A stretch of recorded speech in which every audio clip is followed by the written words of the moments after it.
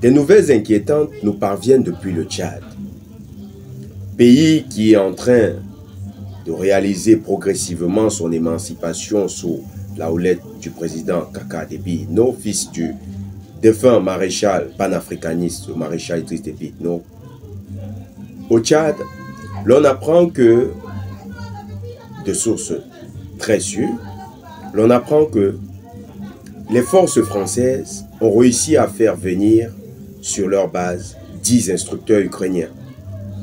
La mission des experts ukrainiens, c'est de former ceux qui vont constituer le nouveau contingent de rebelles terroristes de la CPC. Exactement comme on avait remarqué du côté de l'Azawad, où les forces ukrainiennes ont formé les combattants azawadiens et puis les ont appuyés au combat dans les échanges contre l'armée, la digne armée malienne. Au niveau du Centrafrique, les Ukrainiens se mettent aux côtés des terroristes de la CPC. Les experts ukrainiens, d'après ces informations, devront se déplacer de la base d'Abéché et aller au Soudan pour former un autre contingent dont la mission sera la déstabilisation du Centrafrique.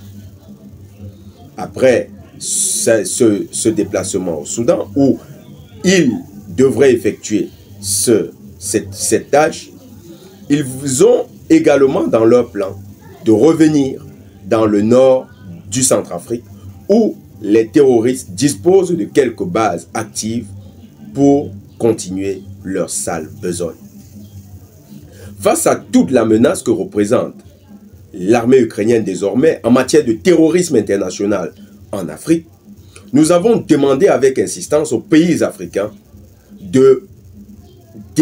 d'arrêter, de rompre toute relation avec l'Ukraine.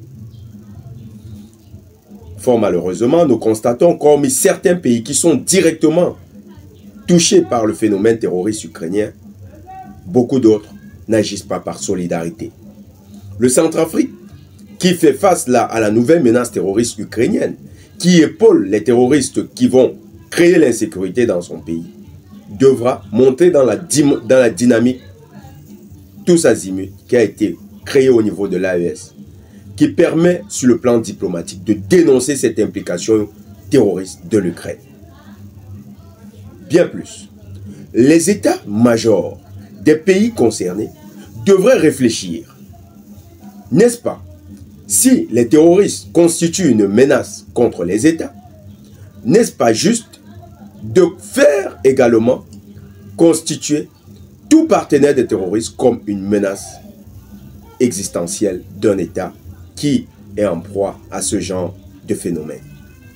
C'est dire que les 10 instructeurs ukrainiens sont des cibles légitimes qui pourraient être touchées par les renseignements des pays de l'AES, mais également des renseignements centrafricains. Il ne suffit plus de connaître qui sont présents, il faut agir à la source. Les renseignements centrafricains, informés de cette situation, devraient prendre des contre-mesures qui pourraient aller jusqu'à l'élimination pure et simple de cette menace. Des solutions radicales s'imposent pour dissuader l'Ukraine d'arrêter son activité terroriste en Afrique. Et s'il le faut, il faut aller à des méthodes très dures.